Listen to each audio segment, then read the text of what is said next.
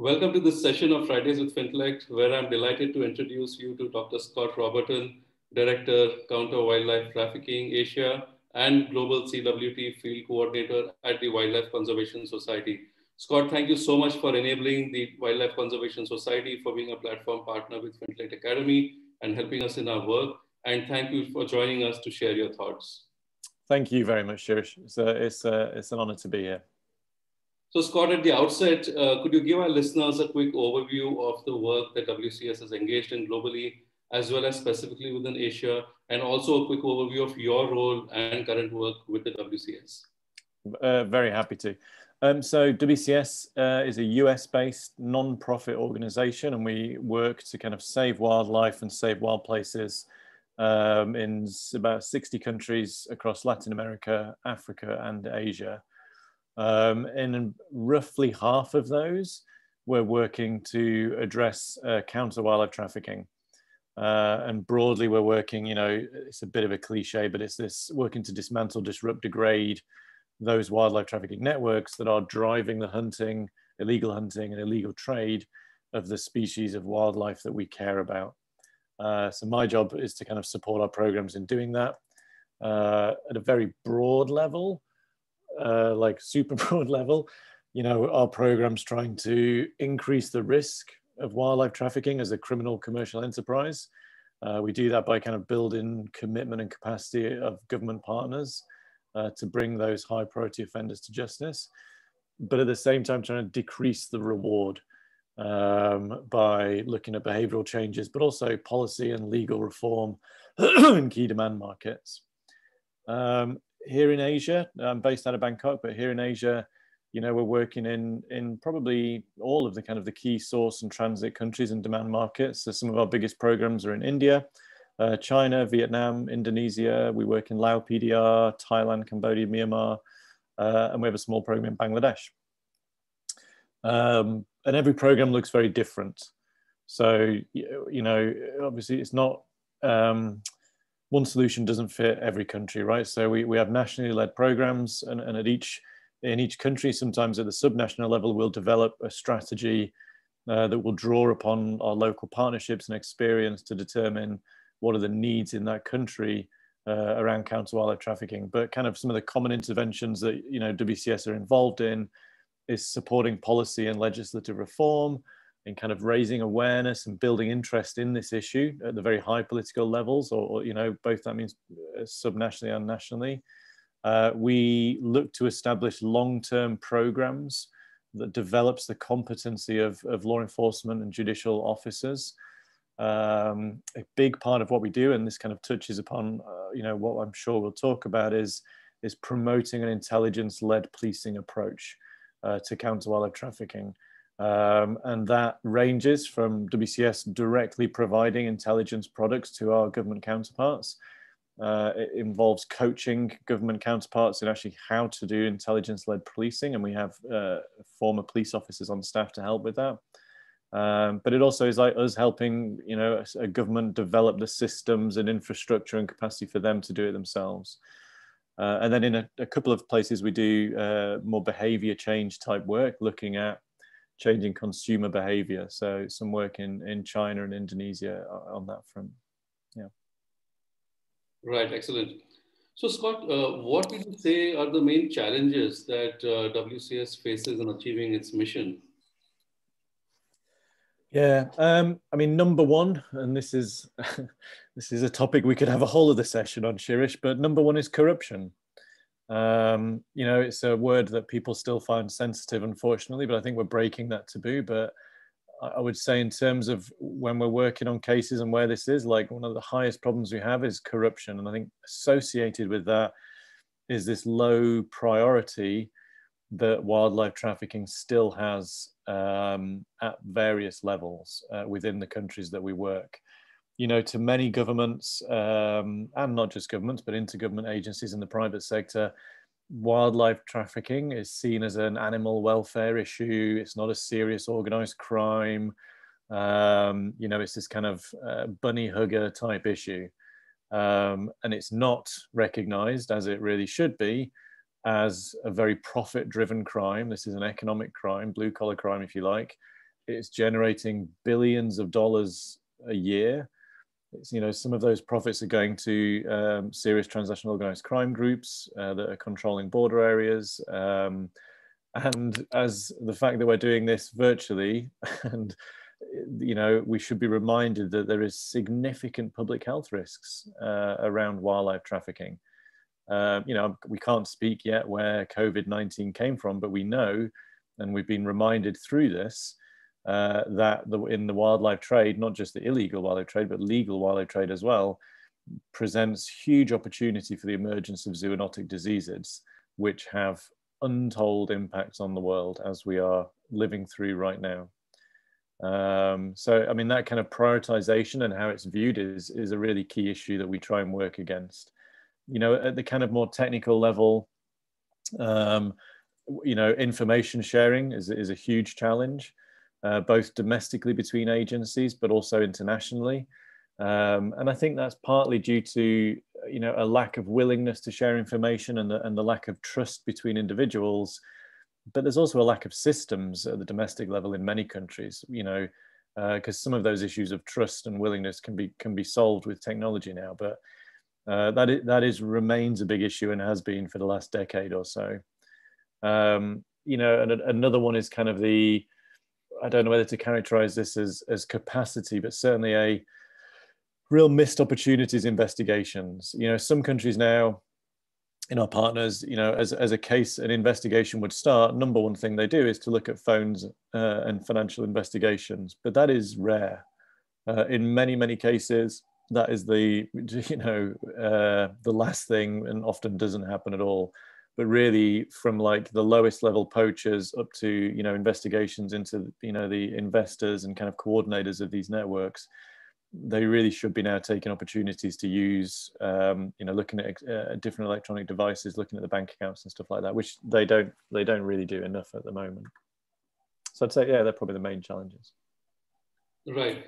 And Scott, for our listeners to really understand how wildlife traffickers move money through the financial system, is it possible for you to share some typologies with us? Yeah, I mean, yes. I mean, I think our understanding of this is patchy as a sector. I mean, if you last year, the FATF, the Financial Action Task Force, put out a report. The Egmont Group put out a report trying to pull together our knowledge on this, and I think those two reports are probably the best places to go.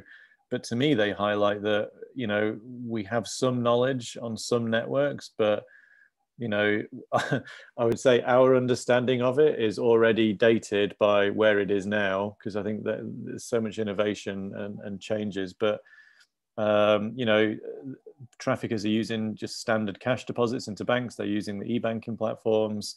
They're using the Hawala type systems like Faichen. We've seen them using these kind of money mule accounts, low value payments. All of these things are quite common. And I don't think I'd characterize one being more, I mean, at different parts of the supply chain, it's different.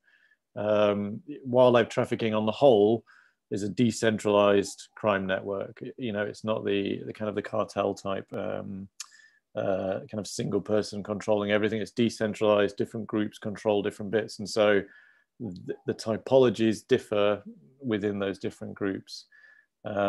Very common to use shell companies that are conducting legitimate businesses. Often that's an import-export company. Often that's a legal business that is trading wildlife or an animal product. We see, in terms of assets and how that money's moved into assets, a lot of property is where money's moved into luxury cars, jewelry. So, I mean, it's hard to characterize it in any of those being more common than others. I think it really does vary. We're not seeing kind of cryptocurrency. There's a little bit at the higher end, but it's not common right now. But again, this is whether that's changed already. Let's see.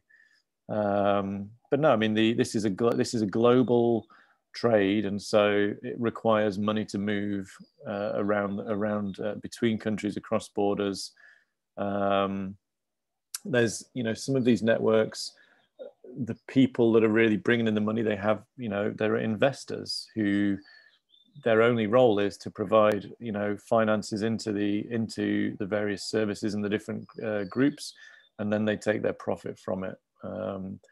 And they're moving that through standard bank transfers through their legitimate businesses. Right.